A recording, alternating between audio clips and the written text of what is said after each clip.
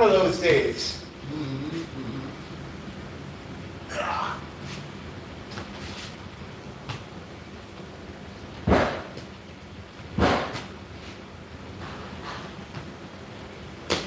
So I'm doing some live streaming while I perform.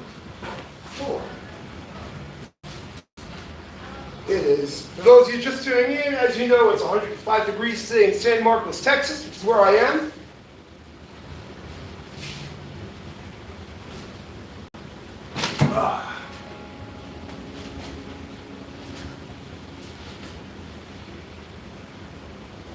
I'm just going to concentrate on some instrumentals until people start populating.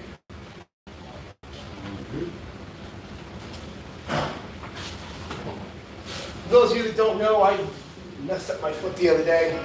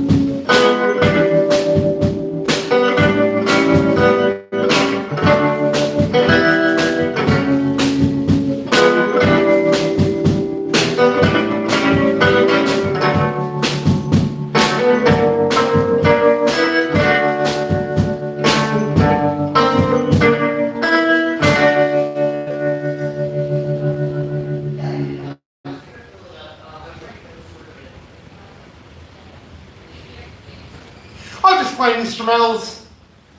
Not going to be doing any vocalizing until some people come here. So.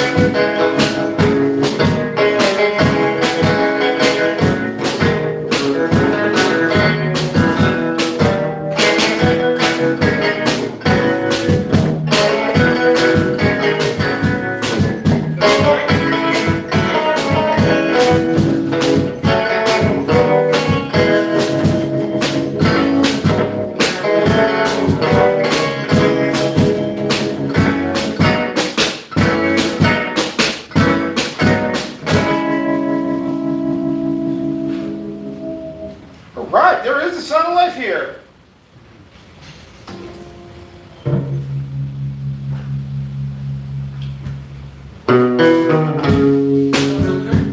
Sorry?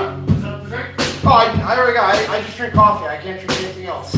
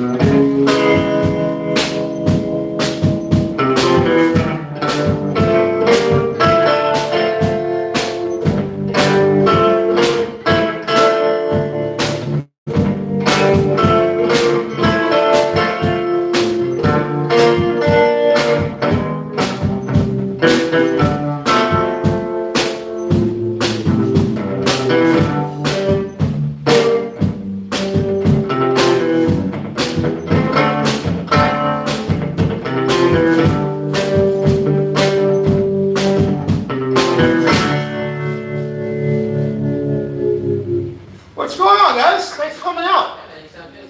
My name's Bobcat. I'm from New York. This is my very first time anywhere near here. Okay, cool. Well, you sound really good, man. Oh, thank you. Yeah. Oh, not too loud out there, am I? No, it sounds good. I was just came by to grab some coffee real quick. Oh, it sounds good. Oh, thank you. Wait a second. I'll see you for the next one, man. Yeah, come on out.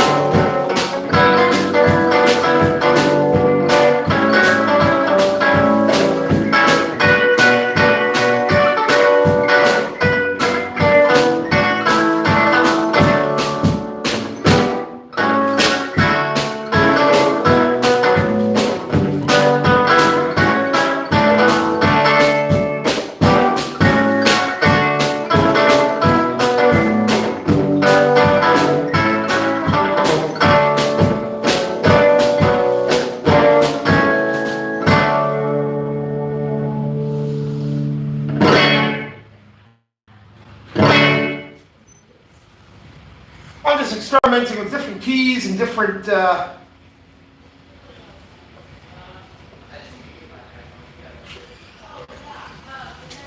guess you call it chord clusters or note clusters. So.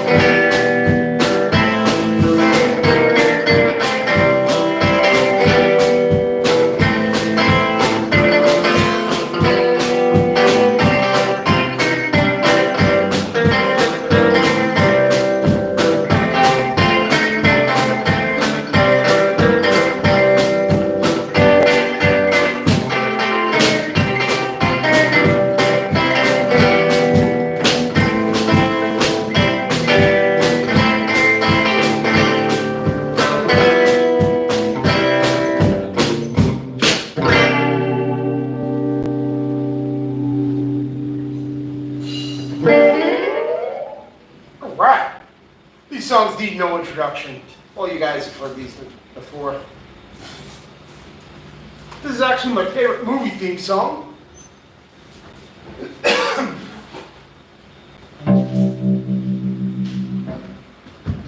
You know what you think?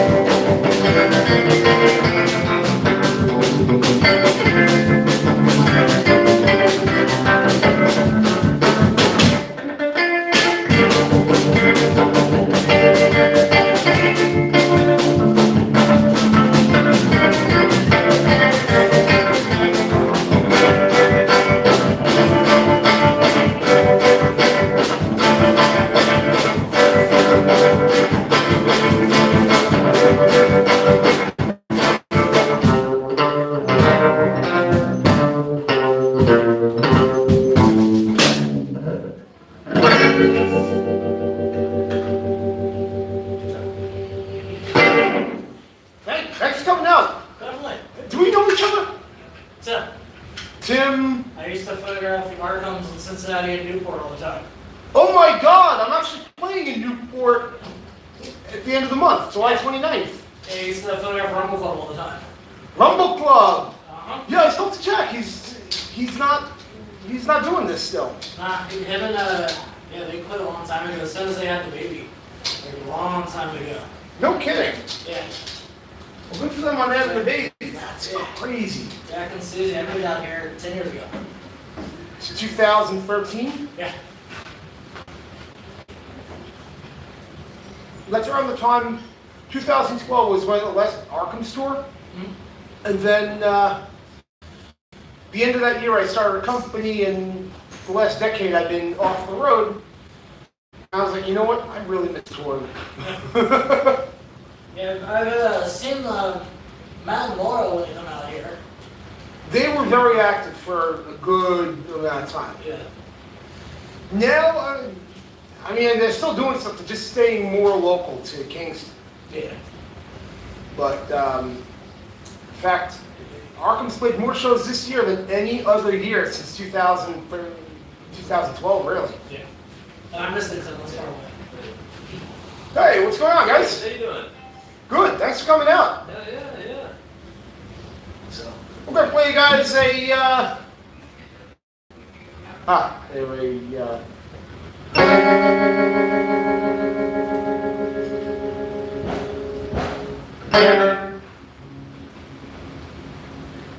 that's crazy.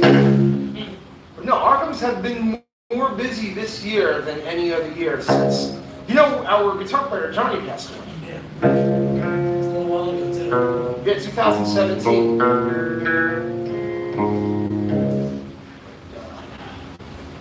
This one's off the first album, the Orange album. And let me know what you think. I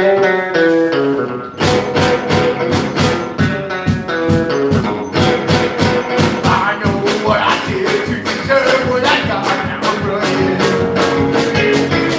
I know what I did to deserve what I got. Now I'm hiding. It's the way it seems to dawn on me. I have to feel strong. I'll never know which one will make me fall. So I don't talk to no one. You know me no good. I know what I did to deserve what I got. Now I'm running. I know what I did to deserve what I got. Now I'm hiding. There's a baby in the back of my life. They think they're telling me I never said for what I can't see. So I don't go to no one to find that chain on the tree. I did this one to myself when they told me I was safe. I let this experiment see so many days, so many days. I can't let it break. I know what I did to deserve what I got. Now I'm running. I know what I did to deserve what I got. Now I'm hiding. It always seems to dawn on me why I have to feel strong. I'll never know which one to make me fall. So I don't talk to no one. You don't need me no good. I did this one to myself when they told me I was safe. I let this experiment see so many days, so many days. Can't let it break. I know what I did to deserve what I got. Now I'm running. I know what I did to deserve what I got. Now I'm hiding. There's a baby in the back of my mind. Makes me think that it's destiny. I never say for what I can't see. So I don't go to no one. Do I get chain on a lead? Hey!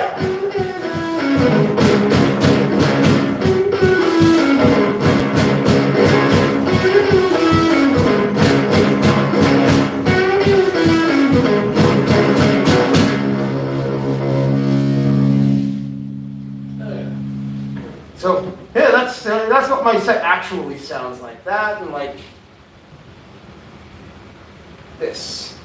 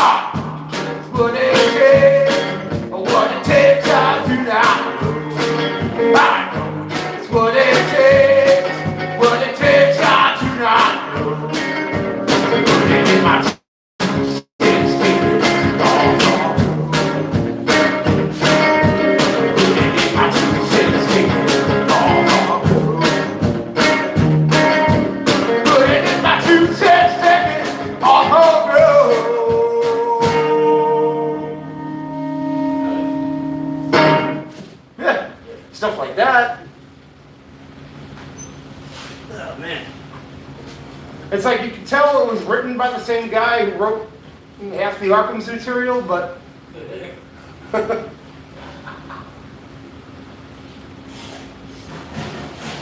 but not at the same time, you know what I mean? Yeah. It's in the ballpark. It's there.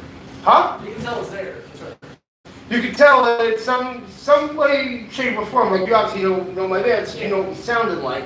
Sounds, you know. We're still a band. It's just I'm on tour with this side project of the Arkham's.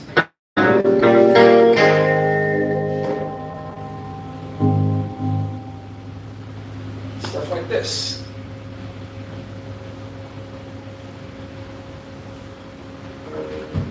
This is about the dumbest mistake I ever made in my life, taking a business partner. Wrong key.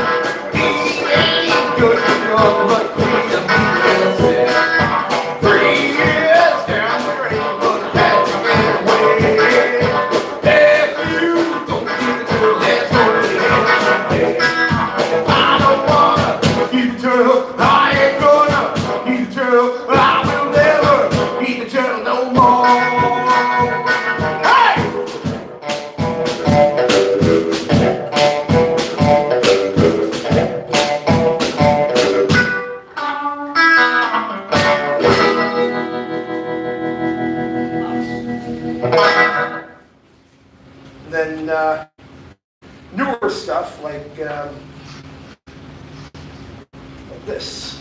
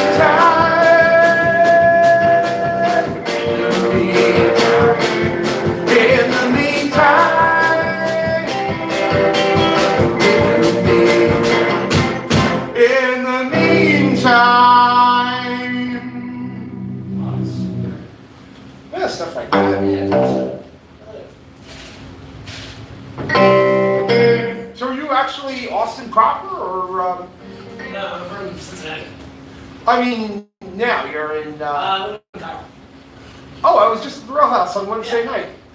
Yeah, I couldn't make it out. My girlfriend wasn't feeling well. Oh, that'll happen. Oh, that's crazy. That seems like a pretty cool town. Yeah. Very unassuming in a way. Yeah, I've been there for about 4 years, and it's kind of exploded in that time. Really? Yeah. Like, when we pull into the city, there's all that stuff there by the Evo and the Home Depot. But I moved there, it's just a Home Depot, Evo, and gas stations, and then everything else just exploded. That's how most of this area seems to be. Like, whether you hear Houston, forget it. That's a huge city. Oh, yeah. Houston, Dallas. There's like a theory that Austin and San Antonio is going to merge by now. The traffic's going to 35. Okay. Like a big giant Dallas Fort Worth area. I saw that. I saw that, on a map. I'm like, all right, Austin, San Antonio, they're close to each other. And this is like 3 hours from Houston. Tomorrow I'm in Corpus Christi, which I've never been to. Either. I have friends that live there. Really? They told me to come out and see them. I'm sorry? I have friends that live there. I'll tell them to come out and see them. Yes, that would be great. See, right now I'm trying to learn what to do to crack the code. Maybe it's just do this and do this for an extended period of time. But trying to figure out how to promote my shows better. So that these fine folks don't see, oh man, I booked this guy and no one shows up for him. You know what I mean? I was at Carousel Alpha last night. Decent. Very decent. That's one of those old school Austin places. It's like, you can tell there's no hipster vibe there, which is cool. Yeah. Those bands that went before me, they were like a traditional, not even country, they played like folk bluegrass. Yeah. As in like, you know, pre-country music. I forget they were called, but they were on my Instagram. I got a few shots of them. Nice. Check it out. Yeah, they're definitely worth a listen. And they're touring Ireland next month.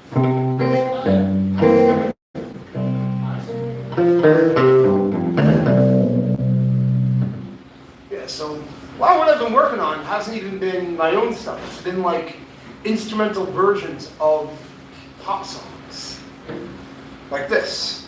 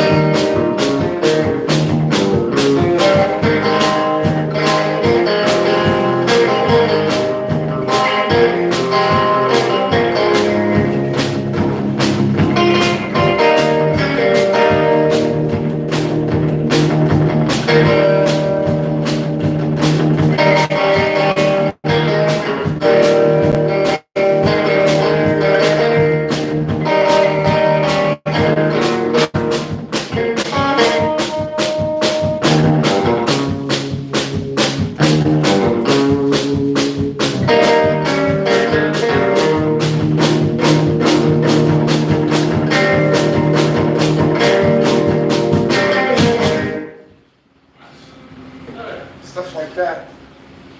Like, you obviously know what that song is. You just, you know, most people expect to hear a band and someone singing. I'm like, you know what? I want to play that song, but there's no way in hell my voice can ever approximate Roy Orbison. It's fair. That's fair. You know? Yeah. That's why I play those songs. It's like, they're always like, if it's just a belter, like I'll cover Roy Orbison vocally, but not that song. I'll cover Roy Orbison vocally on this.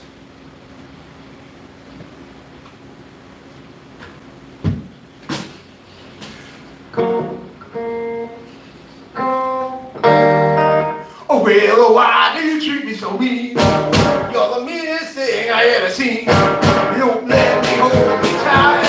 Don't let me love you right. Well, you know I love you, so why do you do it like you do? Say, baby, little baby, I never had to hug. You're crazy little baby, yeah, tear me up.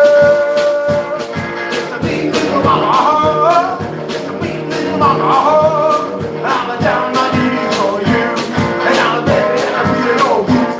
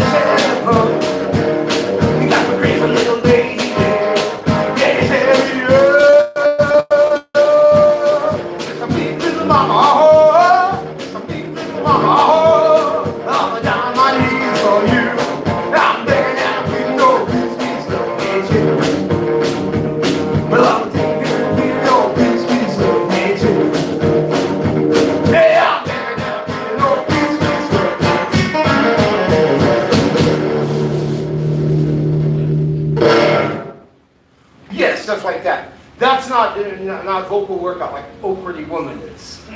Which I don't even think Roy Orbison wrote. You know who I think wrote that song? I don't think you did either. It's very obvious. I think that's a Lennon McCartney song.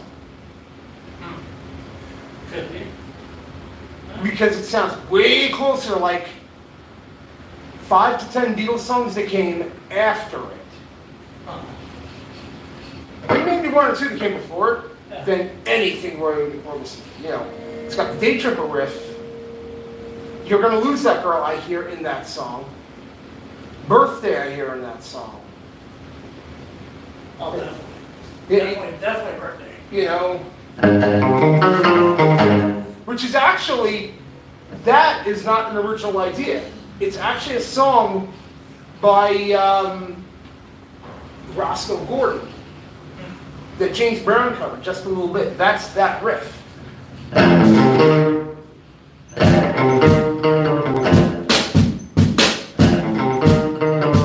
I don't want much.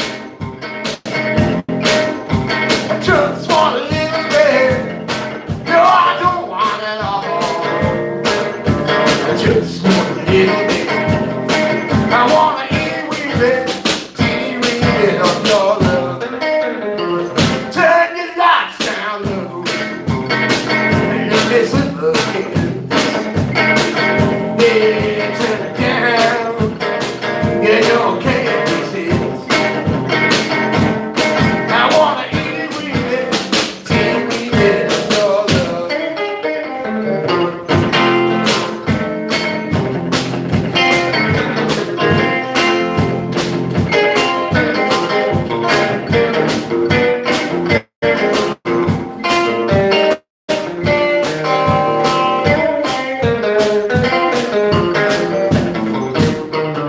I love you forever. Not just a piece of mine. Just so you never leave me. No, no, not to the end of time. I wanna eat with it, teeny weeny bit of your love. I don't want much. I just want a little bit. No, I don't want it all. I just want a little bit. I want to eat with it, teeny weeny bit of your love. I want to eat with it, teeny weeny bit of your love. I want to eat with it, teeny weeny bit of your love.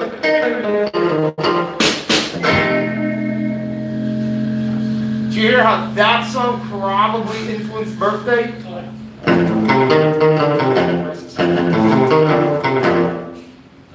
yeah. Like 1,000%, I'm sure that that is the song. Yeah, a very prominent guitar riff on that. Like,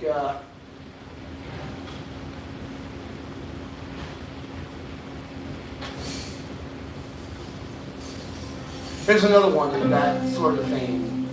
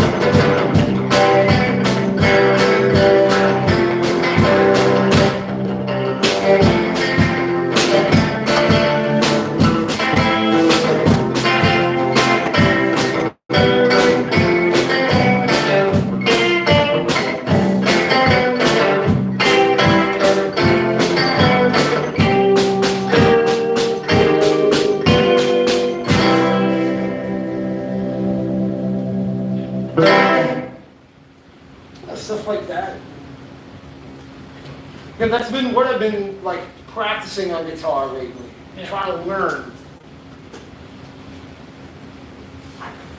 Because I'm like, you know, I'm sorry, yeah, I can do a show, but can I do like a 3-hour gig at a brewery or a winery? That you need more in the vein of that. Yeah.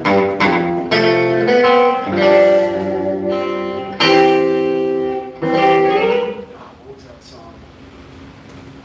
If She Cries by the Poppies.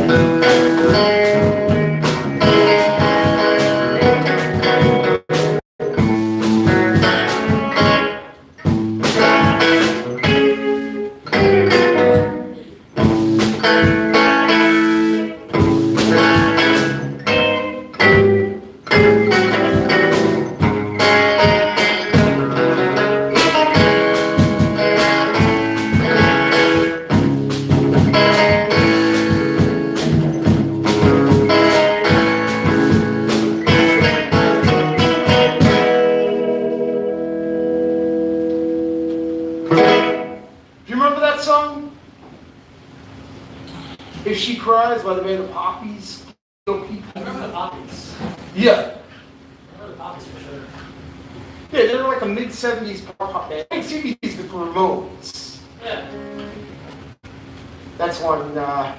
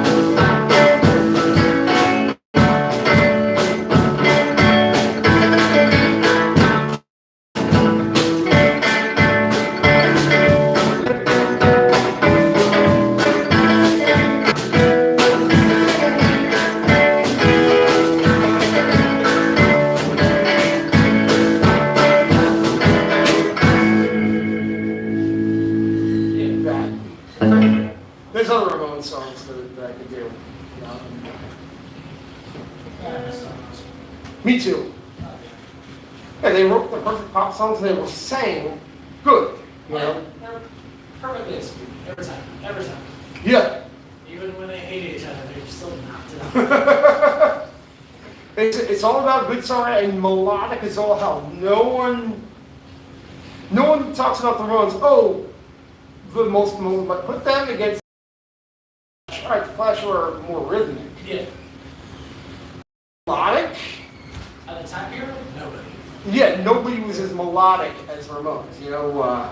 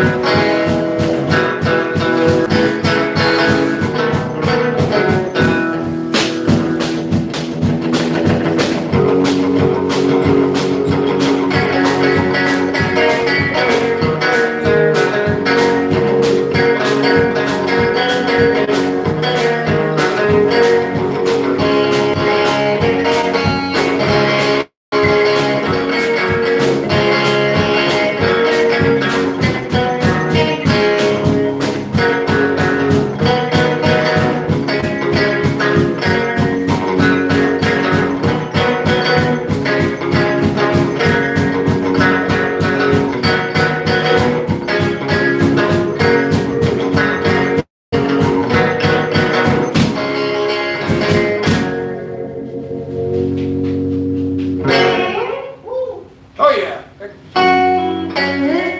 Ramones, like, check this out. This is an oddball that nobody plays.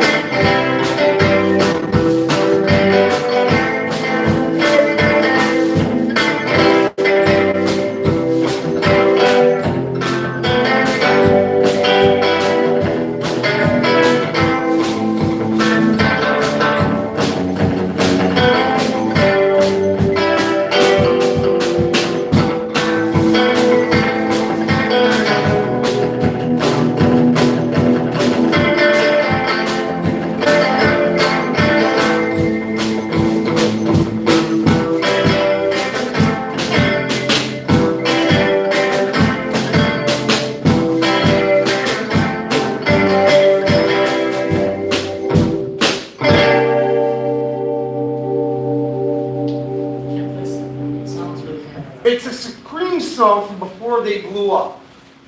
Really?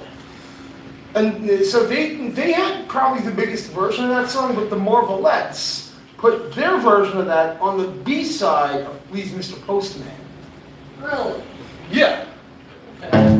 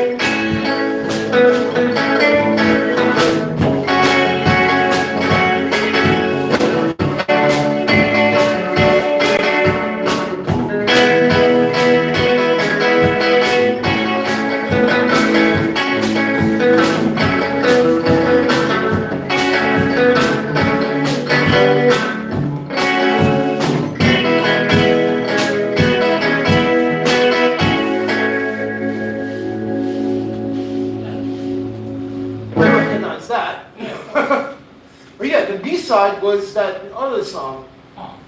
It's called I Want a Guy. It's, honestly, it's my favorite Marvelette song, Please Mr. Postman included. And they got a decent early catalog. Early Motown. And then Supremes, yeah, it's kind of hard to compete with their biggest hits. Oh, yeah. But, stuff like this.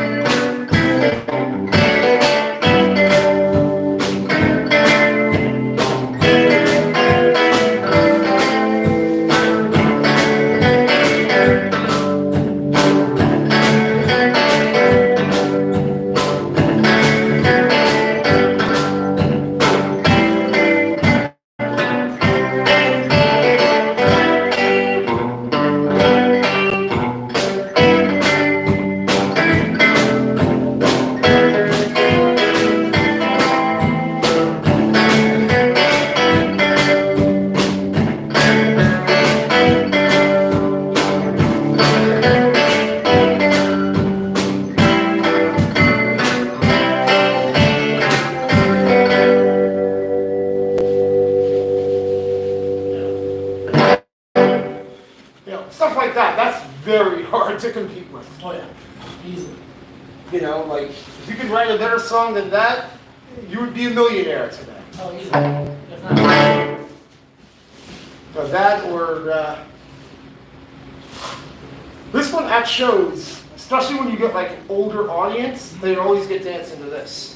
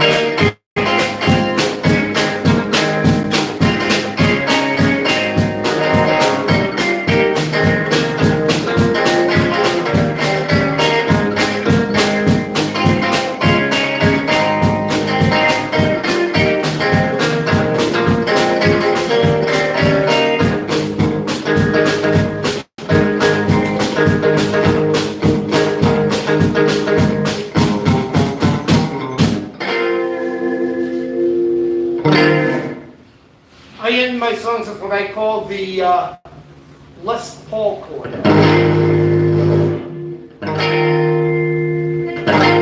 You know how he ended a lot of his songs with that chord.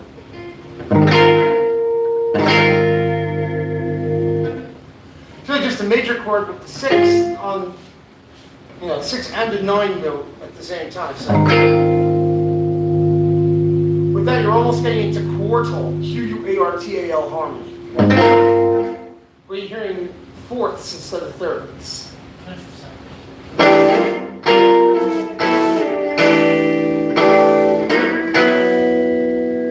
You know what I'm saying? It's a dissonant harmony. It's not. It's not pleasant on the ear, like, Yeah, you're going. Everything's kind of like evenly spaced out, but it messes with you. Your ear. Yeah.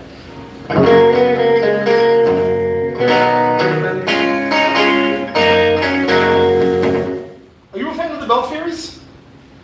Yeah. It's been a long time since I listened to them, yeah. Do you have their most recent album, Working Man's Blues? No, yeah. That's easily their best work. Nice. And this song is off that album. I actually showed it to Joey, the guy that wrote it. I sent him a YouTube of that, and then I showed him how to play his own song at Viva Las Vegas, which one of the highlights is not to mention they were the best, obviously the best band on that festival by a mile. Oh yeah. Lineup this year, but not too great. Right. Actually, no, there were good bands. I enjoyed Mozzie D. Have you heard her music yet? No. Easily one of the up-and-coming stars in traditional rockabilly. Nice.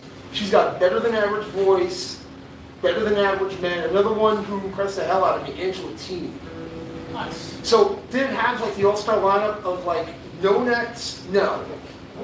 Plus Jane Rose played. You know Jane Rose. Yes. Yeah. That man has only been improving tenfold since we used to play with them in like 2010, 11. Yeah. They were always good, but their new lineup, their bass player Lana is spectacular. That guy Wayne on the drums is impressive. So to me, Do you remember Mandy Marie and Nicole Hamloose? Who? Mandy Marie and Nicole Hamloose? Yeah. She lives here in Austin, Mandy Marie does. I'm sorry? Mandy Marie lives here in Austin too. No kidding. She has a new band called Giddy Ups. Oh, cool. I guess they're not playing anytime soon. They play very sporadically, very, very sporadic. Most of these bands seem to do that.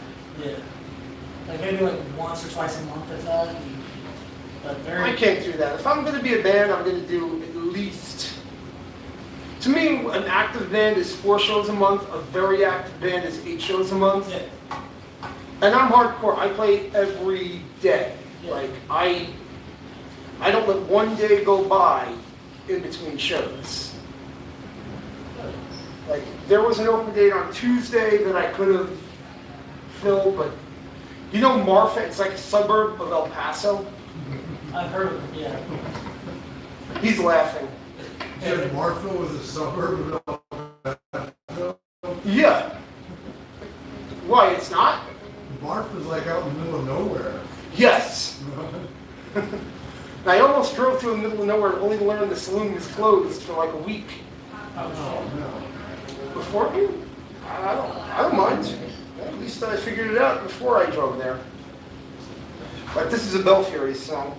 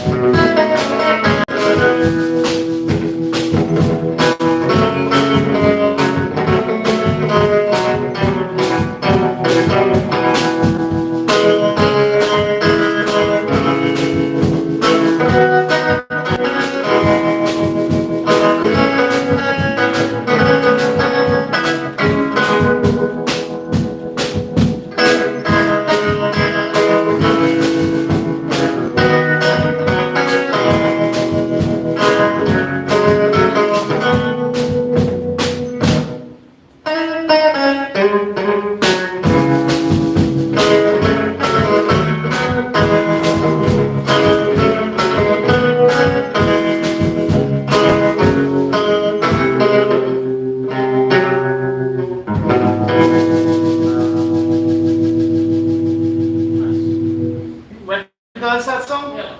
Yeah. To me, that, I mean, they've written other brilliant songs, and not from that first album that everyone says, oh, that's their best album. To my ears, that's their weakest. The second album, Palmyra, which no one in our circles gives any credit to, has like brilliant pieces, and then the newest one is just, it's a perfect album from start to finish. Nice. I have to look into it. Check it out more. Oh yeah, Definitely. yeah. Belfiery's, the newer the better with that band. I was talking about it, like, yeah, no one's ever said that. Everyone says, oh, your first album is so, is your best album. Like, no. Give them time to evolve, give them time to get better. Yeah. And that's every band. Like, I was talking about this, who's that? A friend of mine in Austin yesterday.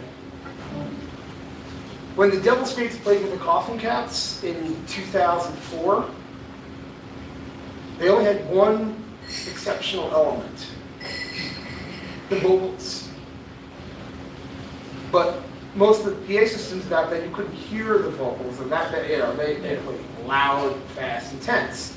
So it got lost. Then I'd say 2-3 years later, with heavy touring, they played shows.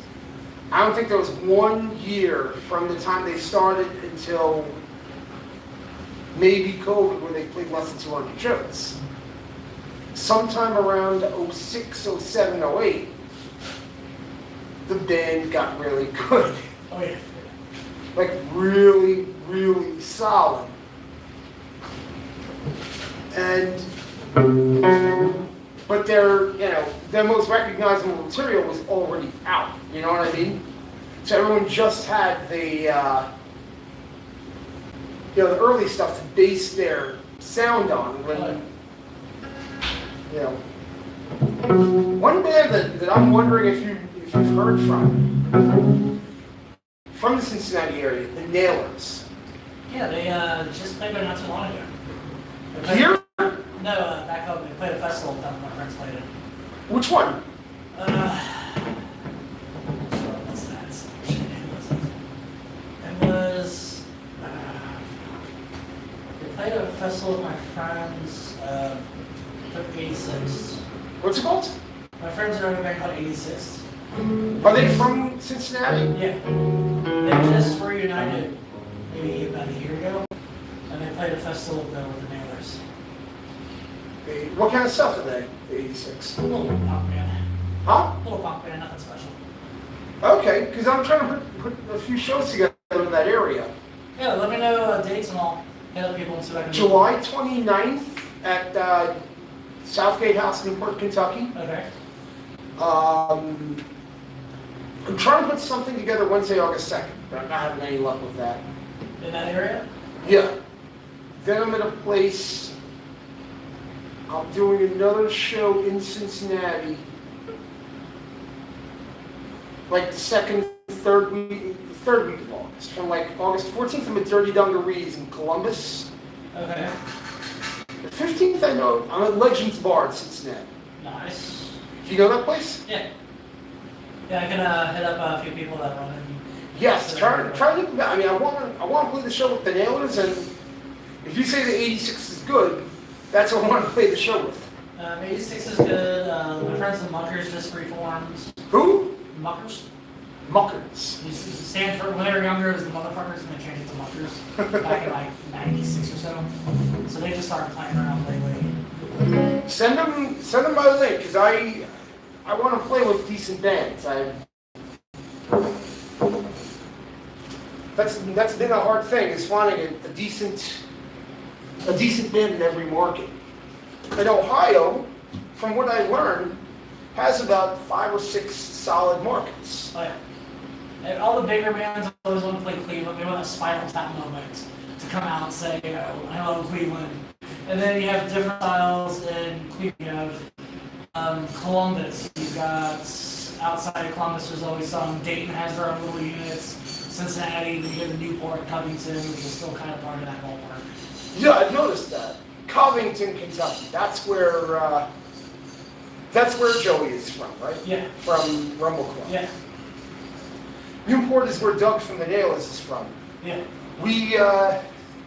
When I say we, as in the Arkhams, Seth Kess and Black Market Band, Memphis Morticians, Rockin' 69s. I don't know if you remember that band from New York. Yeah. Short-lived. Oh yeah. We toured and we stayed at Doug's house on his couches for like a week. In July of, what was it? July of 2006. You said August 3rd, and what was the other date? No, July 29th. August 2nd, I'm trying to find something. Trying to find a venue. 29th is at Legends. Sorry? The 29th is at Legends. No, that's at Southgate House. Southgate House. The 15th is at Legends. The 16th I'm in Pittsburgh. 17th is another one. I'm trying to find something. Okay. I was booked at Annabelle's in Akron, but they have since closed. I have friends in Dayton. I can check with them too. Where? Dayton. Dayton, I'm booked at Blind Bob's Okay. on the 20th. Okay. I'll just set up some bands and see what I can find out for you. But again, as long as I'm not playing the same show with the same bands, I'm fine. Like, I'm not... You see how many people I draw on a Friday night. There's just as many people on the stage. San Marcos is a sleepy town right now until school starts up. Everyone right now is down the river. I did not know that.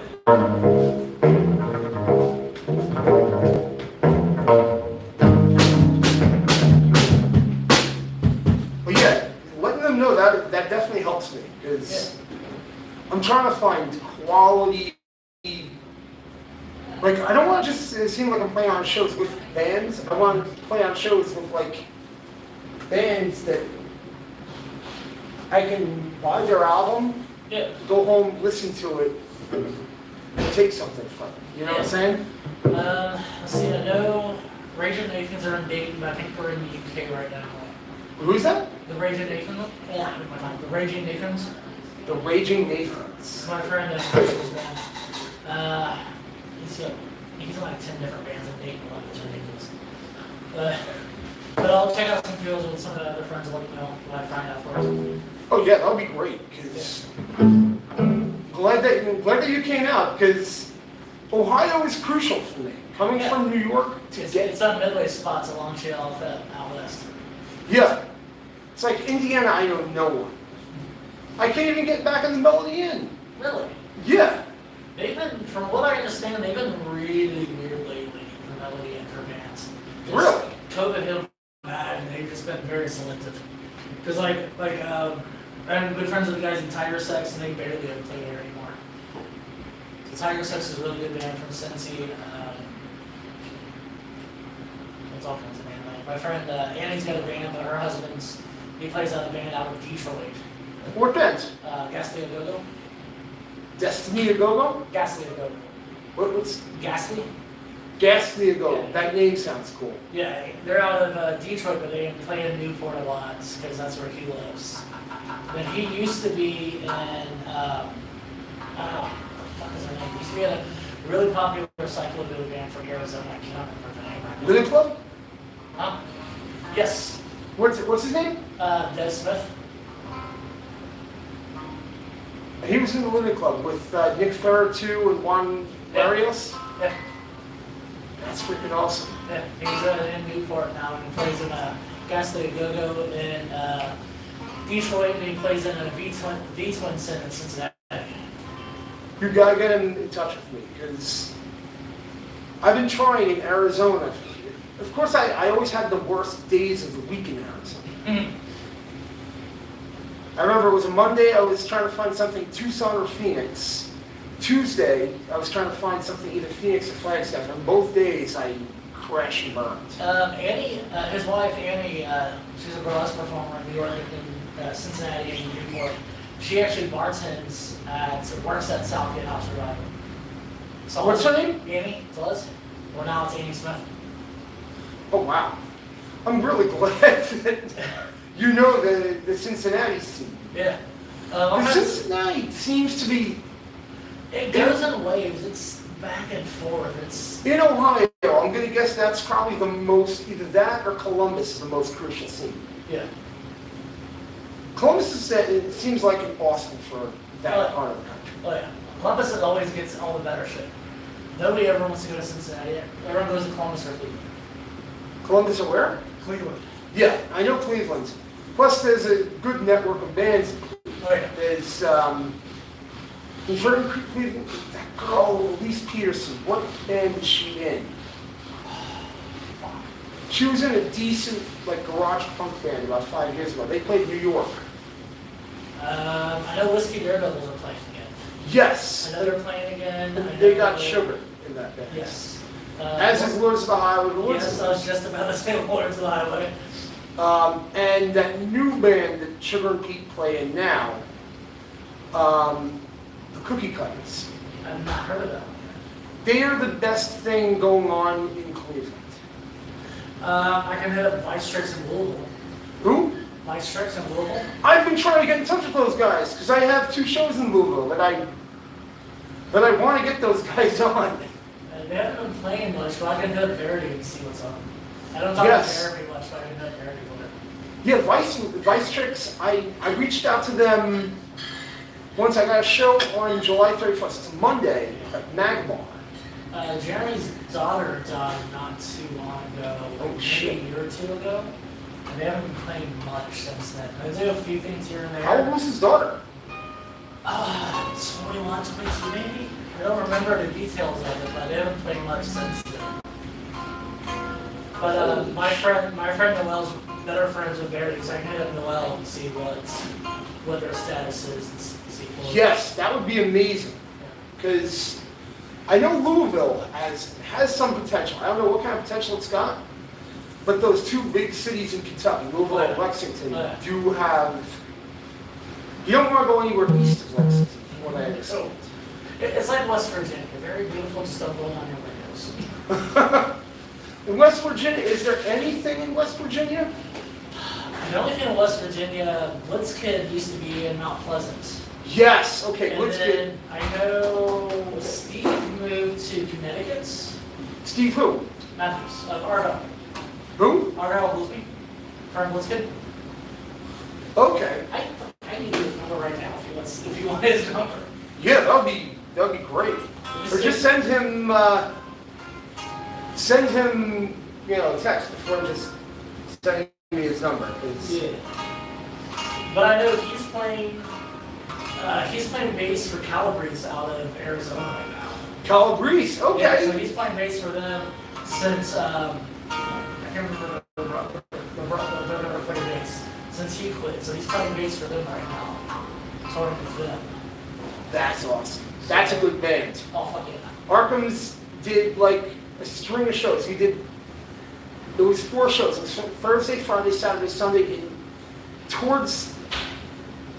had to have been the week before Halloween in 2012 because Hurricane Sandy happened right at Halloween. And I remember it was a Halloween party, and we played Connecticut at my best spot, Easy Street Saloon. Have you ever heard of shows that went on there? Yeah.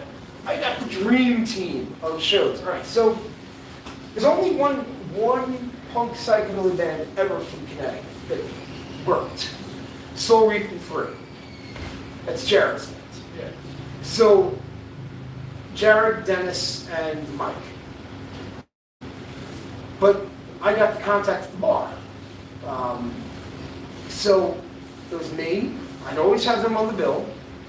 And then imagine whoever, we would always sandwich a touring act in between the two of us. So it'd be one of us open, the touring act, one of us headlines.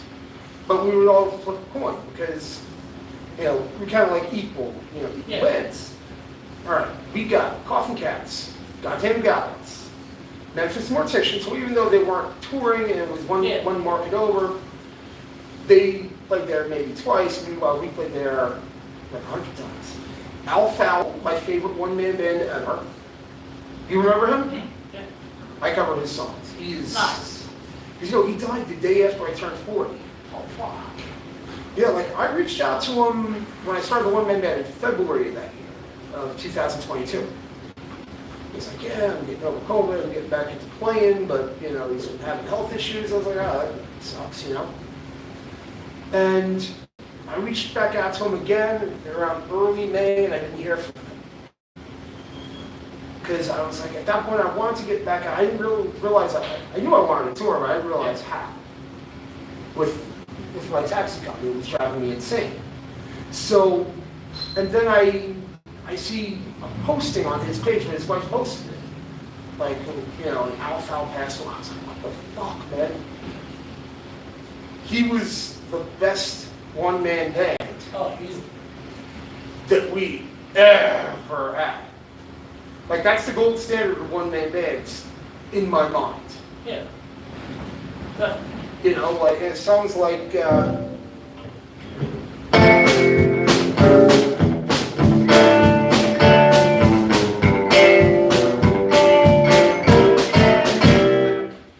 have you ever been struck by a cup of coffee? How time's so hot, too good to go. But that's something about it makes you feel okay.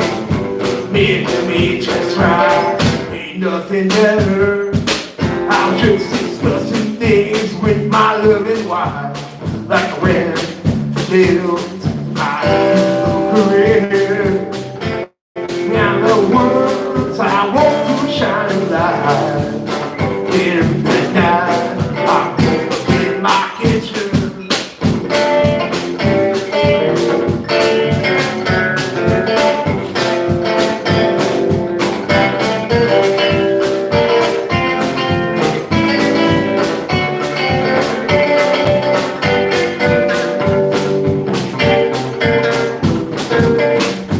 Late that night, I woke to a shining light.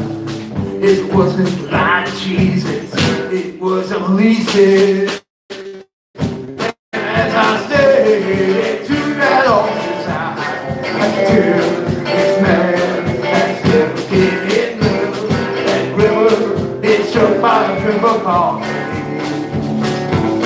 How time too hot, too good to go.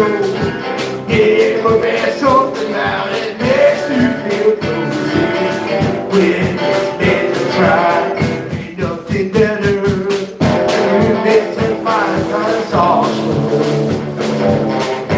will I have? I've been in love.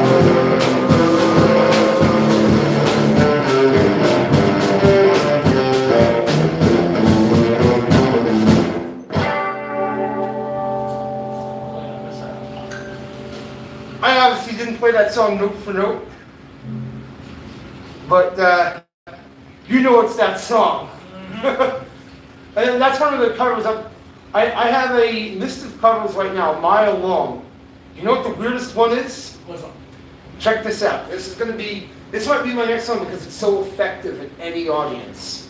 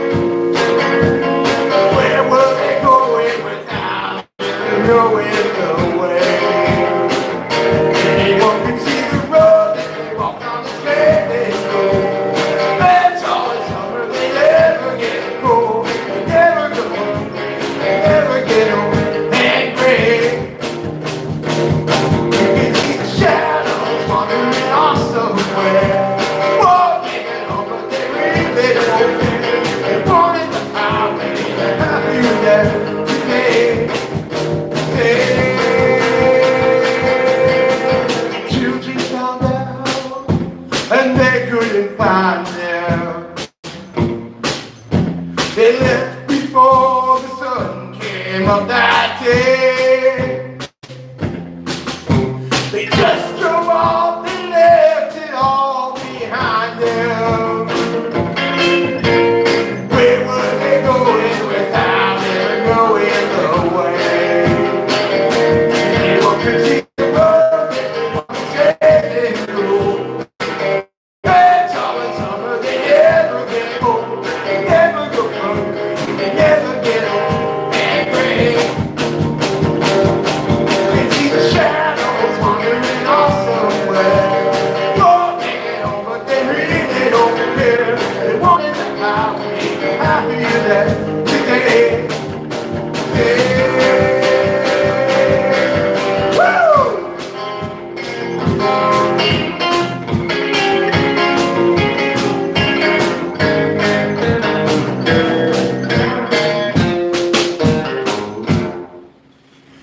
Anyone could see the road that they won't understand it. It's always summer, they never get old. They never go hungry, they never get old and gray. You can see the shadows wandering off somewhere. Won't wait it on, but they really don't care. They wanted to happy that today.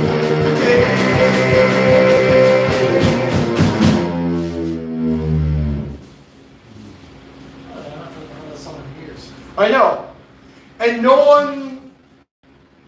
band, the closest any band has ever gotten to covering that song, tell me if I sound crazy by telling you this, the Gutter Demons. Now, they can do a cover of that.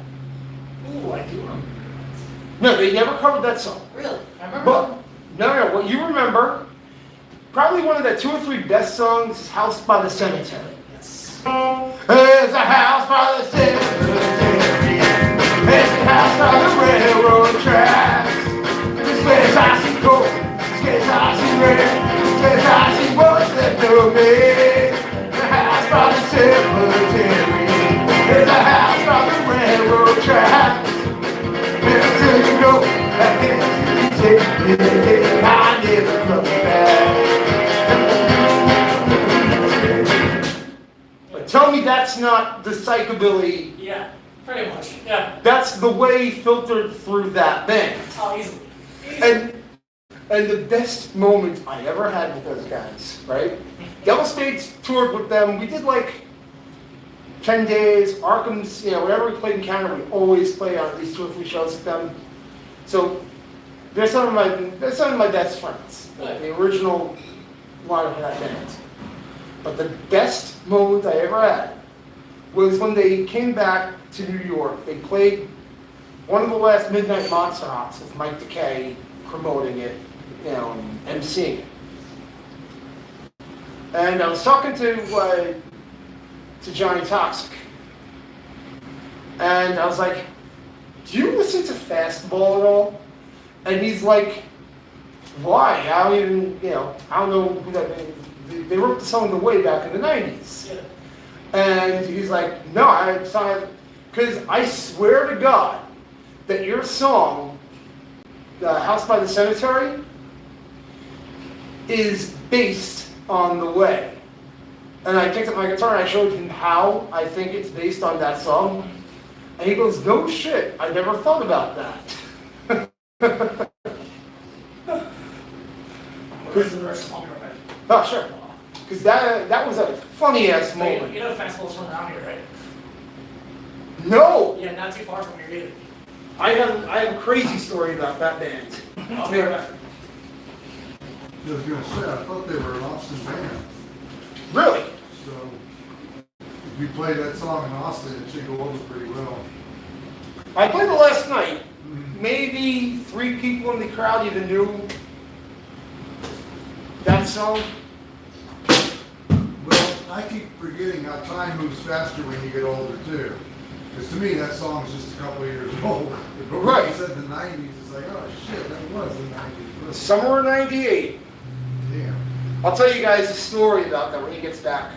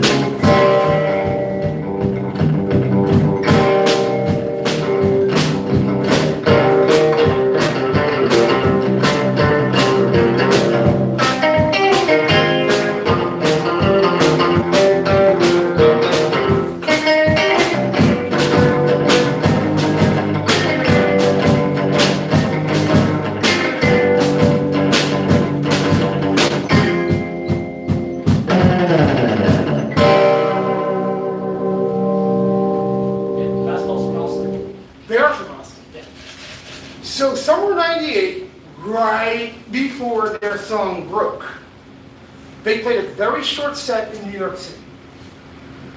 They went on at like 7 o'clock. I maybe caught about the last third. Now obviously, you have a song that good, The Way, you close with that song. they closed Group the Way, and every one of my friends, who are all 16, 17, 18 years old, go, like, think to ourselves, I'm like, we can never write a song that's going to stop. It's a good song. Yeah, no matter what genre of music, and to me, that was the best song on the radio in that decade, Oh, yeah. Nirvana included. Oh, yeah. Like, you can't say, you can't put a single Nirvana song against that favorite.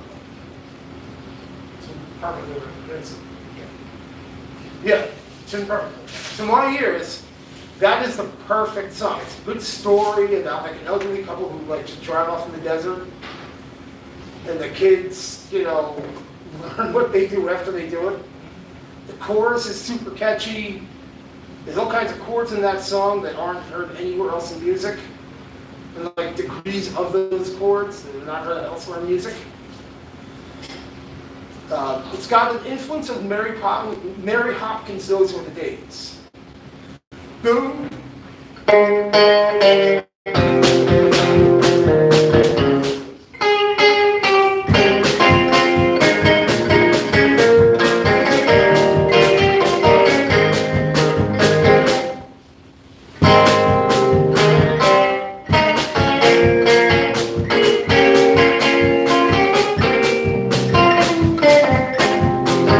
I gotta learn that song. I gotta actually sit down and learn that. But it definitely has an influence of Those Were the Days by Mary Hopkins. So right before they broke, it was the last week of July of 1998. All my friends, now, they must have had 2 shows, and they did not mention their other show because it was probably in New York City, in the Lower East Side. But when they played The Way, we all stood at attention, like this is the best song live we've ever heard, and it probably was. You know, from a songwriter standpoint, again, hard to beat the song. I've listened to other bands who I enjoy their songwriting just as much, but technically you cannot find a song better than The Way without going to the Wayback Machine, like the 60s, maybe the 70s. Here they were a band, they're probably 5 years older than us, because they looked to be very early 20s. You know, yeah. they packed their rigs faster than anything. There was just the 3 of them and some girl at their merch booth. By the time I walked over to the merch booth, she was already closing up shop. Like she couldn't be bothered to buy a CD. But at that point, they were on tour promoting that song. And I was thinking about that song. I was trying to reach out to the venue, who was that band that played at your 7 o'clock slot on such and such a day. I think it was like July 26th of 1998. It was a Monday or Tuesday.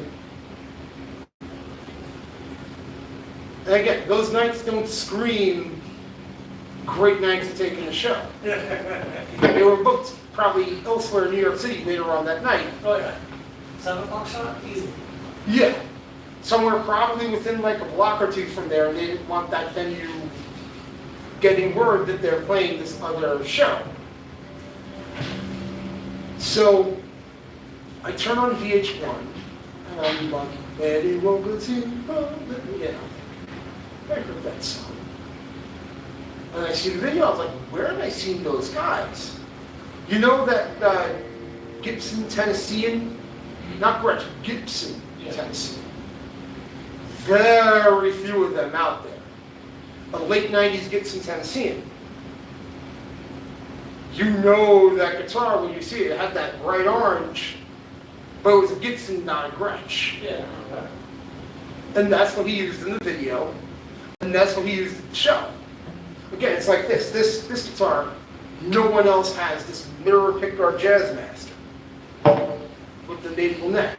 All these are anomalies that you don't see on Jazzmasters. But I'm not him. So when I saw that Gibson Tennessean, I was like, is that the band that I saw last week? Sure enough, it was. but they wouldn't tell anyone who they were or where they were playing next. So there's no way to know for sure. But I guarantee you, absolutely no one was covering The Way. It's a very distinctive song in summer '98 Oh, no. with that guitar. There was 3 of them, you know. And the other, like, 3 or 4 songs that I got to see were also very superbly well crafted, like songs that you would want. Yeah, they played a few shows maybe about 2 or 3 years ago in Austin. In Austin? Yeah. Really? Yeah, not so long ago, maybe about a year, 2, 3 years. It was before COVID for sure. They played a couple shows. Yeah, I believe that they would have went on hiatus. Yeah, they don't have this for a while. I think they played Backfest a couple years ago. Backfest? Yeah, there's the South Thomas Bridge downtown. Oh, roll the backfly out. Yeah, they shut down the bridge in mid-August and have a festival. That's cool. It's so boring. It's like really bad like craft markets, and then it's like really like D-rated bands, and then it's hot as hell. There's just you walk across the bridge, you walk back across the bridge, and that's it. And it's like $30 to get in. Okay, yeah. Yeah, It would be worth it to see festival. exactly. But that was like the last good band that played there. Well, when the bats come out, that's pretty cool. But I wouldn't pay to see that. Man, I mean, if you were to pay to see it, go down to Bracken Cave, closer to San Antonio. Yeah. It's bigger, it's better, but they charge you because it's a preserve. It's not. Yeah. Yeah, you can go any day of the week to see the bats downtown, but Bracken, it's a bigger colony. That's the biggest urban, that's the biggest rural. And it's so funny because it's like, people think that that's something the city installed. No, You know, it's just like, no, what makes it so unusual is that it's a natural occurrence. Yeah, like I hate driving across the bridge because I don't like the mud. Right, right. Exactly. I have no way more respect for bats. Like I used to work at the Walgreens on Hopkins, Mhm. and there's a small bat colony in the lights. Oh, right. They come out at night times, they fly around. Mhm. Yeah, and like every once in a while when I worked there, we'd find bats hanging to the pillars during the daytime. And I'd go outside and make sure nobody's messing with it and shit like that. I was like, leave the hell alone. Like, the sun goes down, we'll take off and go on. Right, right, yeah. But, yeah, there's a lot of little bat colonies in this area that people don't know about either. I believe that about that colonies. Yeah, well, because I work at a radio station downtown on the square, and a lot of those buildings are, 120, 100. Theirs have been closed for 50 years. So the building we're in has a bunch of bats upstairs, and there's like little holes in the side of the building where they make themselves tiny and squeeze through. But at nighttime, you'll see them out there hunting birds and whatever. If you don't like bugs, and you don't like pests, bats and spiders are your best damn friends. Sure. I came into close contact the other day with a spider. You gotta be careful, spiders are out here. There's a bad spiders right here. We have black widows and brown recluse and all kinds of nasty shit. Oh yeah. Yeah, Tarantulas. I was outside of the Walmart about an hour. Had to have been an hour north of the city. Probably like Waco or Colleen. yeah. Colleen, yeah, that's what it was. And there was a giant one in the shopping cart. But then I observed, and I was like, oh, I'm not taking this cart. Glad I saw that spider before and not after I did my shopping. You know what I mean?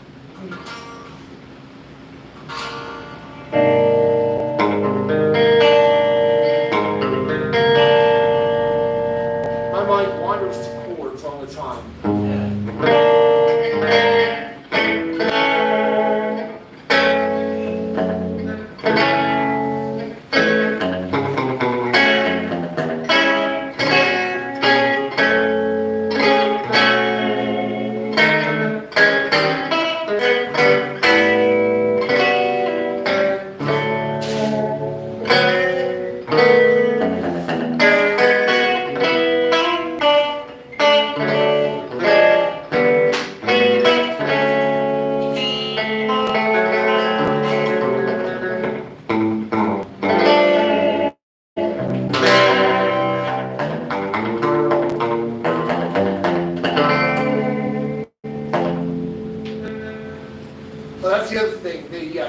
You notice how this is like lower than any guitar out there, but not yet a baritone? Discovered this tuning by accident last year. The Arkhams were at a rehearsal, right? And because one of the hardest things was to do the Johnny parts in one of our songs. I think it was Perfect Crime. Yeah. So, and I remember, because he was messing around with the baritone in the studio when we were recording it that day. So, check it out.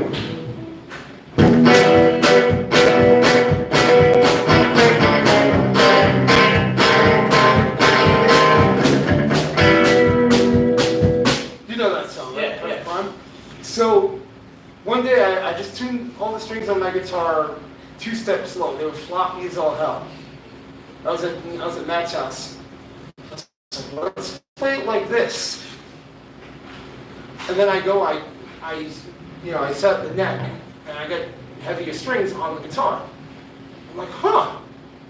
Then I played the entire set like this. I got some cool like.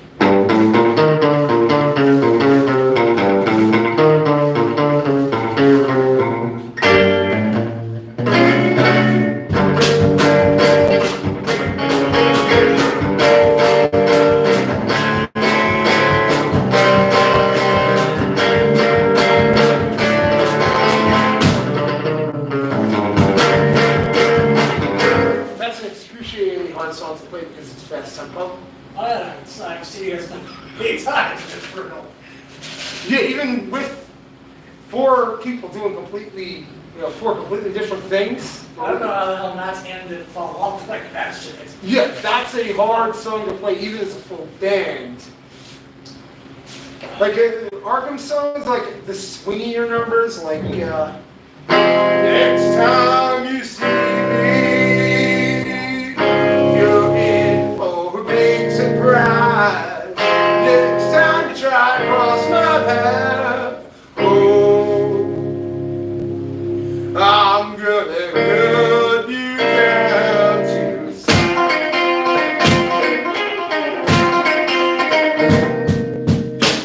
next time you see me, you're in for a big surprise. Next time you try to cross my path, oh, I'm gonna cut you down to size. Like that's an easy song on my ends, and on the one-man band. A little bit harder.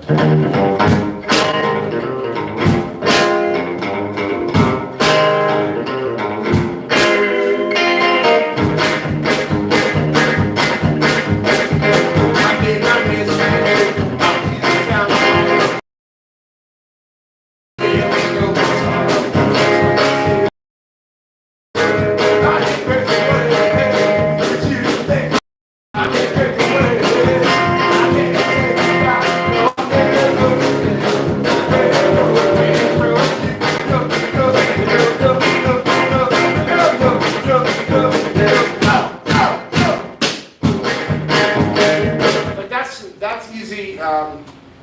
This one also from that album.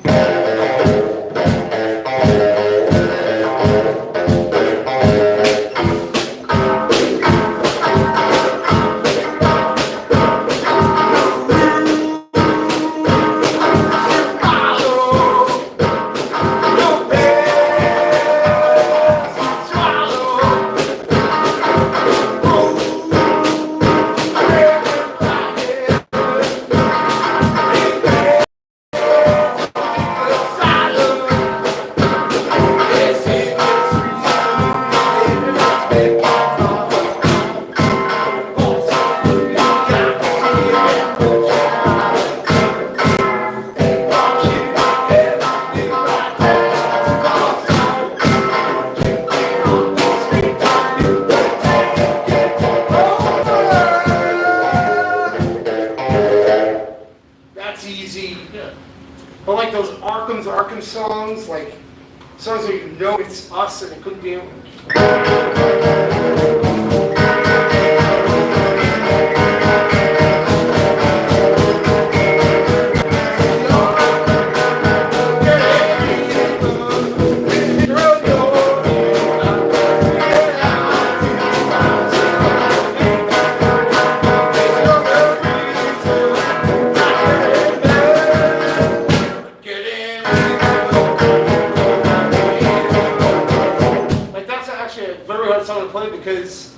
all the call and response, and the call and response is in the guitars too.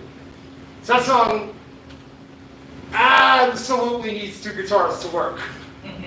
Especially because Johnny, that was his first like major contribution to the Arkhams. Yeah. Was I Got Neither, where I would hang a chord, he would hang a different chord, I would hang a chord, and the chords would clash. You know.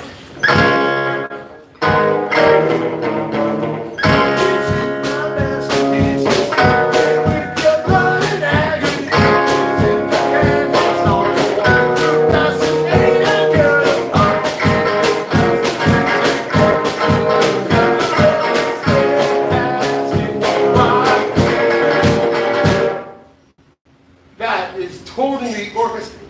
Even though it's just chords, you know, just like major chords hummed, you know. And then this chord kind of juxtaposed against that chord. And it sounds, to my ear, it sounds chaotic. But it's as far as like major songwriting contribution to that band. So when I try to go to play it, as a one-man band, usually just me and Matt, we can't ever get that one right. You need, actually now the Arkhams is me, Matt, Lara, who, Lara over the Arkhams, and remember the band Pitchfork Militia? No.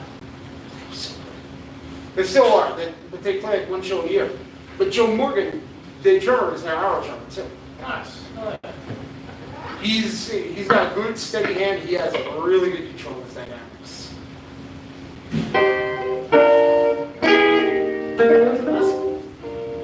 So, for some reason, the twist and tarantulas are stuck in my head for some reason. I'm sorry? For some reason, the twist and tarantulas are stuck in my head for some reason. Twisted Tarantulas. I remember those guys. Were they? They were definitely European. I can't remember when you said the band from Detroit. For some reason, they off the head. Oh yeah. Yeah. Twisted Tarantulas are definitely from Detroit. Yeah. Yeah. Now that I think of it, they were. It was like them, Coffin Cats, and a couple other bands from the Detroit area at the time. Well, Michigan had a bunch of good bands, but only Coffin Cats and Amino Acids. I guess Twisted Tarantulas too. I think Goddamn Gallows, but. The Goddamn Gallows are Lansing. Yeah. I, They still play Detroit. oh, I'm sure they play Detroit. I mean, Mikey's freaking out at Reddy's all the damn time. He works at Reddy's stuff. Yeah. Yeah, well now they're on tour. I didn't play their show, but I went out to see their show in Tacoma, Washington. Oh, nice. Yeah, I had a show, and then because I couldn't find a local band in Portland, or a couple of local bands, I ended up, I told the venue, I'm like, listen, I'm having a hard time finding a band. They're like, okay, well, someone else booked. Another band? Yeah. Okay, can I check them out? And then we were jammed, and I was like, okay. He's like, and you can reach out to them if you want to open up. I was like, okay, cool, I'll reach out. And then, of course, no reply. So I was like, all right. I guess I dodged a bullet on that one, because jam bands aren't the most friendly to my kind of music, and my kind of music isn't the most friendly to jam bands. You know what I mean? Yeah. I'd feel worse if it was like a punk band or like an alt country Americana band. Then okay, then I'd probably drive with them. So I was reaching out to a few other places like Portland, and Eugene, and Salem, all the big Oregon cities. No one, nothing. Finally, I learned that the Goddamn Gallows were playing in Tacoma that night. Now I knew I couldn't get onto the show because it was a packed bill. Yeah. So I just went out there, and I gotta say, one of the best shows I took in this year. Oh, yeah, they're fucking amazing. Yeah, they only get better. Like, I remember when they were just at Gallows. They were supposed to play a show in Dayton, and I got canceled that day. But I've stayed in contact with Mikey and everyone ever since, just to, like, they're so fucking cool. Yeah. My first meeting with them was in Virginia Beach, Norfolk, Virginia Beach. We played at the Tap House. that was an interesting show because it was like families going out to dinner, right? Now, Black Market Band on the intensity level, right in the middle. Yeah. You know, towards the end of that band, like 07, we had a few better songs that were a little bit more. Then you had the Memphis Morticians. Okay, they're an intense band. Yes. But not the intensity of the Goddamn Gallows, but they still are intense. Yeah. Rocket 69s, they're intense. Sasquatch and the Cicadas, oh, he is intense, but they contain the volume a little bit better Which than... I'm so glad they're playing it again. Yes. Which I missed not being in Ohio because that's X amount of miles away. Oh, yeah. They'll get back on tour. I'm even talking to Dave about touring with me, because he would do either a one-man band or have my one-man band back him up on bass and drums. Yeah. Which is the most economical thing. Next time you go through Portland, I know Bridge City Centers, their banjo player does a solo one-man band show. Bridge City Centers. Yeah. Is that Clyde, their banjo player? I believe so. Was it Clyde? Let me take a look at his sticker. Because he just played here by himself not so long ago too. Clyde McGee. Yeah. Bridge City Centers. I was trying to figure out what band, because Mike was telling me who they were, because he was playing a dobro guitar. He was doing, stuff like this, stuff like...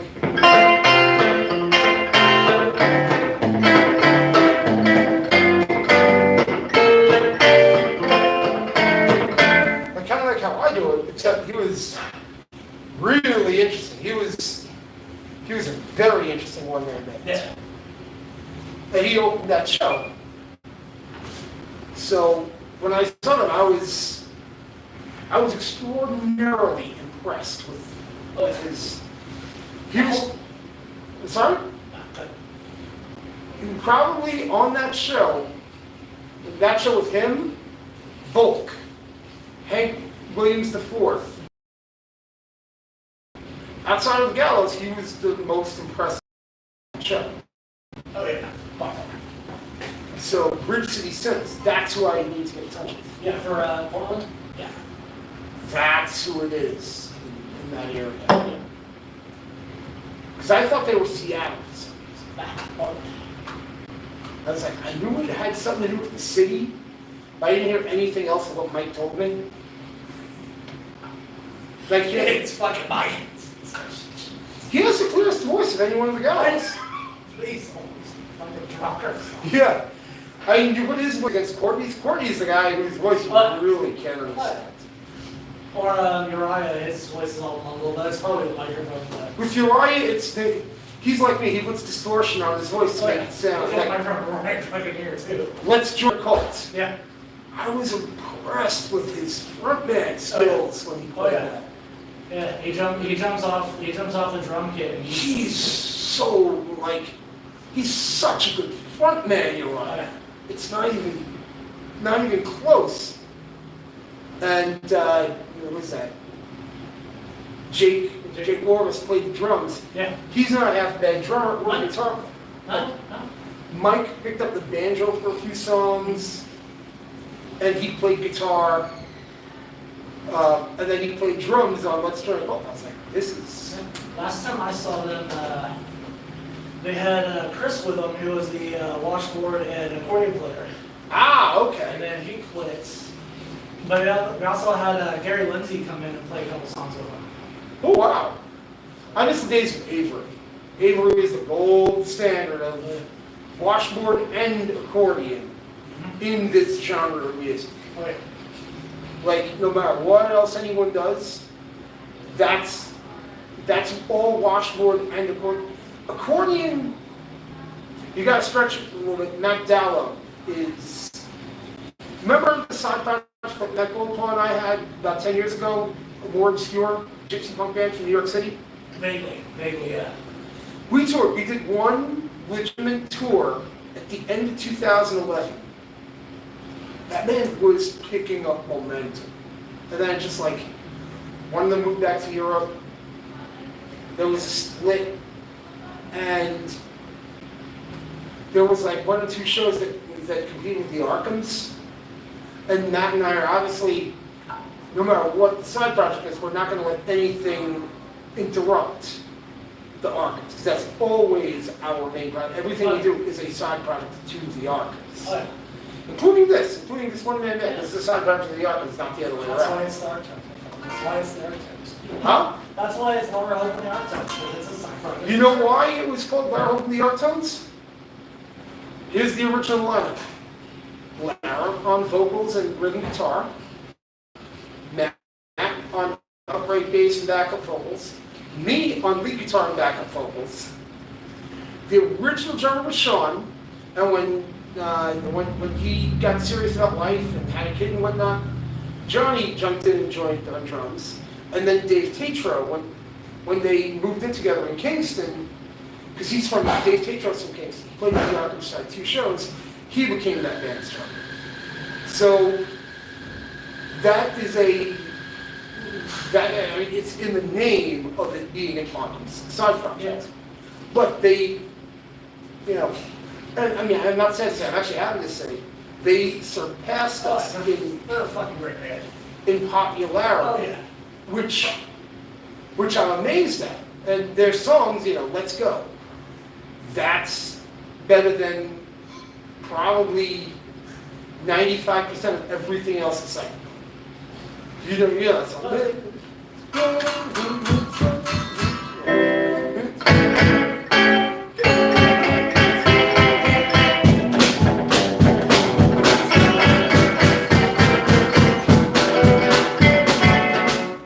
I can't play it perfectly like they can, but It's a great fucking song. But they wrote one of the best, and they're not a second, and they're traditional rockabilly Yeah, Americana. with Americana and roots, not psychobilly. Yet that one psychobilly song is like the best thing in the genre. Oh, hands down. There's not much coming out of it. Work these days. It's so sad. What, psychobilly? Yeah, I mean, nothing really hits out here. There's the last great song I heard was Madison song. It was really fucking good. Which one? Hallucinate. What's it called? Hallucinate? I don't remember hearing that one. Came out last year and the year before. Does Kofta have his voice back? Yeah, Okay. it's good. It's good. He's doing really good. I check in with him every once in a while. He's doing good, and the band's doing good. They got Manny from Resurrects filling in for, well, he's in the band now since Stein quit. Stein was a guitar player, right? Yeah.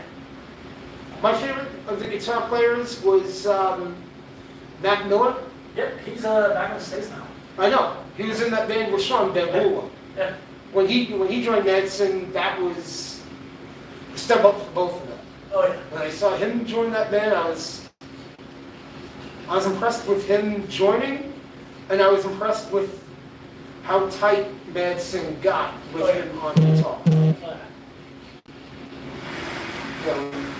To me, that was the best lineup that band ever had. Oh, that's the last time I saw him. The last time I got the photograph of him. Yes. Oh, fuck yes. On that 2009-2010 tour. Yeah. And then we played with them in Germany in September and October of 2010.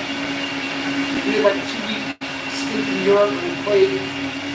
Remember, they only had it for 3 years. Psycho Rama Festival.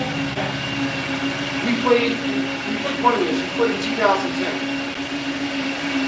and it was obviously with them. It was with Wanabat, Batmobile. That was the other impressive. Oh, fuck yeah. Impressive band on that show. To get anything good like that around here, you either gotta go to LA or freaking Mexico City. Mexico City. Right. It's like, well, it's huge in Mexico City. Really? Yeah. Like to remotely even think about seeing Demento or go, I'd have to go to Mexico City. Because they still playing everything in Mexico City. Oh my God. Yeah. That's amazing. How far is Mexico City from Austin? Like 8 hours. Ah, It's not that bad.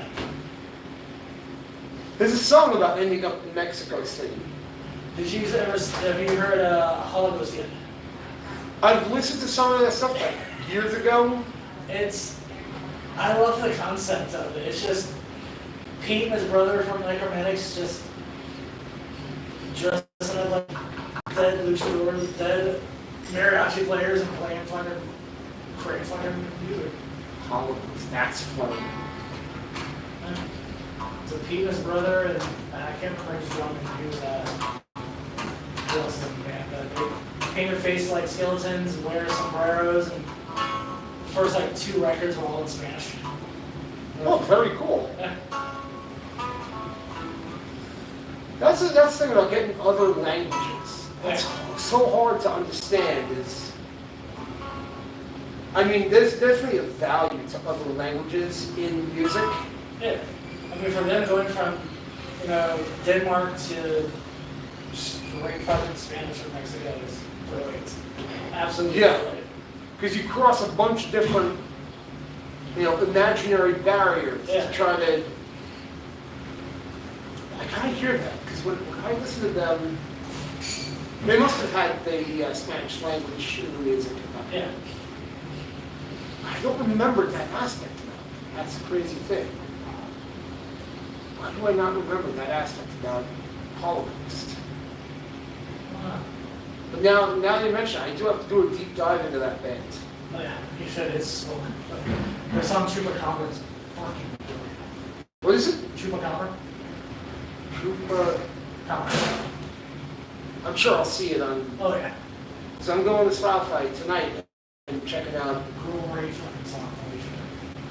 Holocaust, they can throw down. Oh, yeah.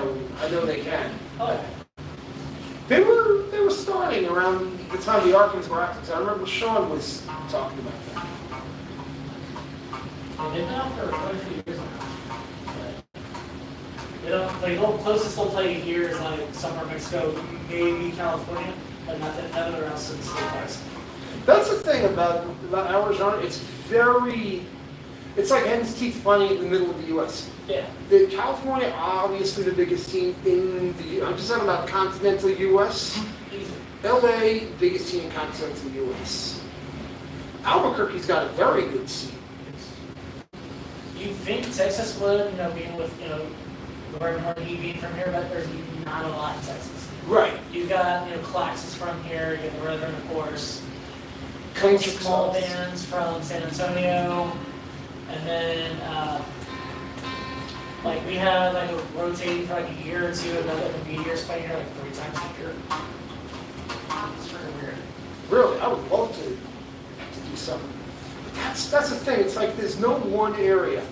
Albuquerque, on the other hand, that scene rivals what we had in New York 10, 15 years ago. Really? Yeah. Huh. New York was one of the best scenes in the country. Oh, easily. With our lineups of bands, you're talking all right, active bands around 10 years. Let's look at 2010, 2009. That was the Arkham's best year. Yeah. But 2009, you had the Arkhams, you had the Memphis Morticians, who were the flagship New York bands. Yeah. Tombstone Brawlers, morphed into the Omega Men. Speed Crazy, by that point, they weren't really that active, but they were decent. And they were more New Jersey, but they were good. They put on a good show. They had maybe 5 or 10 really good songs, another 10 to 20. You had Soul Reaping 3 in Connecticut, Creeping Cadavers in Western Mass. Pitchfork Militia, which was on the verge. They had an electric bass, which kind of kept them out of the main crux of psychobilly. You had the Other Men, who was also electric bass out of the crux of commonly accepted psychobilly. There was a band from Long Island, Devil's Shotgun. They had an upright bass, but they had more of a social distortion. Most psychobilly is, has the 2/4 rhythm, where most of their rhythms are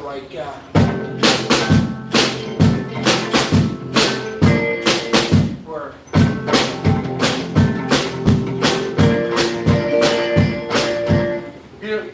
like that's.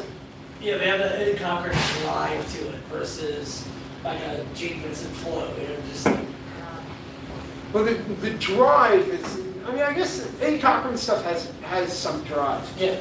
Like the drive that has at like 4/4. Probably my favorite 4/4 rock and roll song. Leonard Williams, Slow Down. You ever heard it? No. All right. This song is the Beatles do the definitive version, but it's not your typical Beatles song. It goes kind of like this.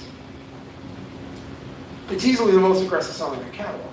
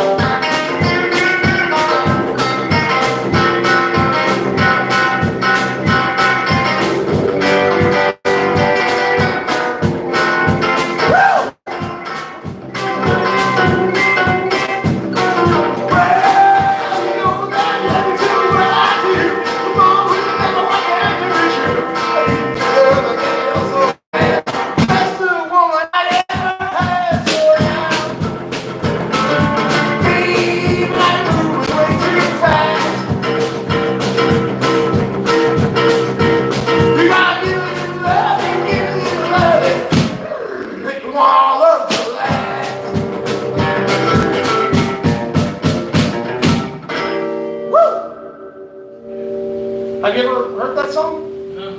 Sadly. Very sadly, no. Huh? Very sadly, no, I'm not. Yeah, it was like done in the 50s, Larry Williams, but his version has an upright bass, and even though it's got that 4/4 driving rhythm, his one, it still has a group fifth, bass line,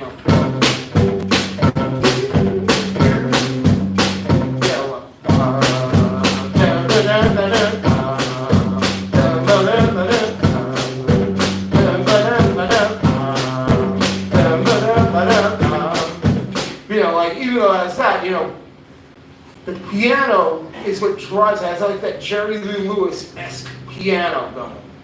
And that's what gives the song, not the drums. There's a couple of songs, even Johnny Be Good, does not, the rhythm section, particularly the drums, is swinging,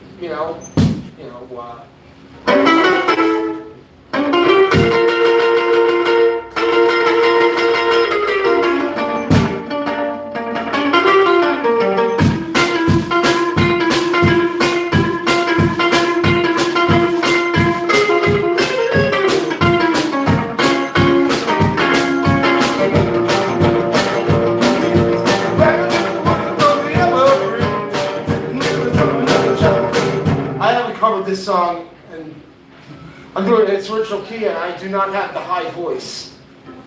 But you know, John, Be Good, how the rhythm section on that song is swinging.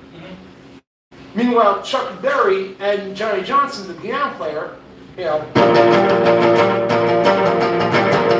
that's 4/4. You against the 2/4 rhythm, is the bass is, one thing that no cover of that song does. It's certainly not audible because the upright bass in a lot of those 50s rock and roll records is not audible. Yeah. They got a lot of things right, like recording upright bass and amplifying it correctly, they did not get. You nearly hear it. Not, I bet to think that not until around year 2002 were we ever able to get an upright bass across and loud. You know what I mean? Yeah. Like, those even those early psychobilly records, you hear an upright bass, but it's not prominent. It doesn't drive. That's why on the Sharks records, you hear Alan Wilson really pulling back. He did not play intense because Steve Whitehouse had to be heard. Yeah. The first, at least the first one. The second and third one played a little bit more, but you couldn't get an upright bass to be amplified. You needed 800 watts to get an upright bass present in a mix of the band. Yeah. And the first time I heard that was in like 2002, and then my bass player, Brett from the Devil's Face, was like, "Oh, I want that sound, I want that sound." Of course, you could get it, but that sound is, at least back then. Now they make all kinds of speakers and cabinets. I could probably find something decent for under 500 total, but back then you weren't getting anything to amplify an upright loud for under a grand. That's the genre of psychobilly. It's like making sure that you can get the upright bass equal to the guitars and the drums. But on Johnny Good, the one thing, so on the verses, he's talking about the shack in the woods and stuff. He's also doing root fifths, so like what you hear in the Johnny Cash song, right? Yeah. But they go Johnny go, go Johnny go go go, go Johnny go go go, go Johnny go go go, go Johnny go go go, ah Johnny good.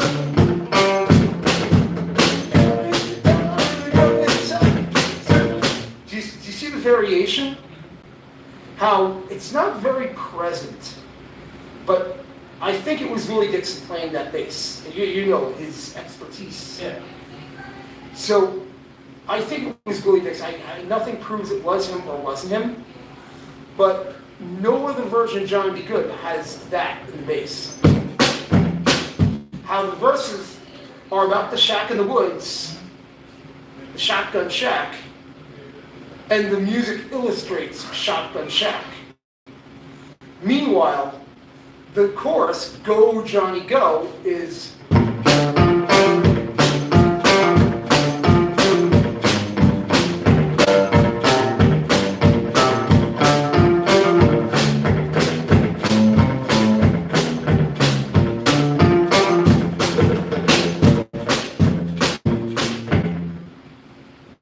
you hear the Johnny Cash song, Yeah. which is what you want the verses to sound like. Meanwhile, Chuck Berry was just like, right? So it's kind of a driving rhythm, but it's, when you put that, just 5/6, right? Versus the chorus is,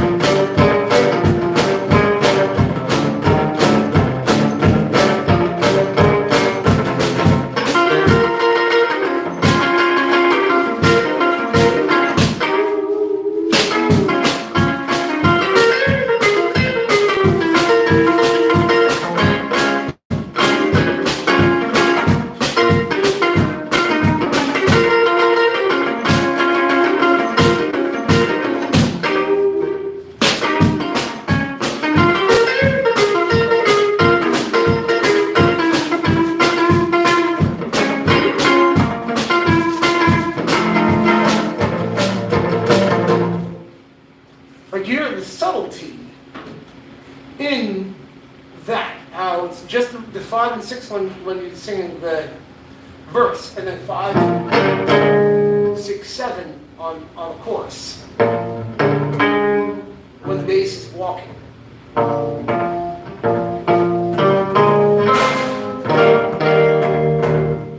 I'm guessing that this is average for San Marcos on a Friday night in the summer. Yeah, until school gets back, I would imagine so. Yeah. Well, I'm definitely going to pitch them, but not for Friday, for Monday, for when I'm back in October. Yeah. Wow. I didn't even realize I was live streaming. Steve Camelone, JT Horn, Brody, Mighty Suicide Squirrels, Partial Horrors, Kikadoulis, Bojack Hernandez, and music. It's already 9 o'clock. I can't believe that.